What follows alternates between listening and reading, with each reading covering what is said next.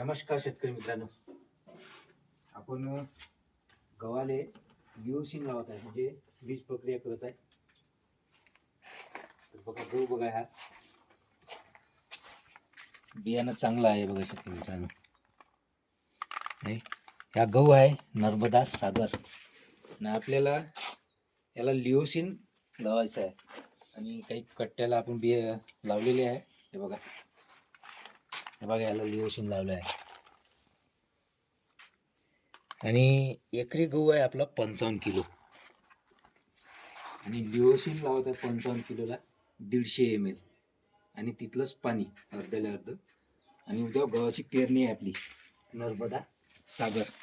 बघा बॅग, बघा नर्मदा सागर 40 kg bag आहे. तर उद्याला पेरणी आहे, उद्याला भेटू आपण शेतामध्ये. धन्यवाद.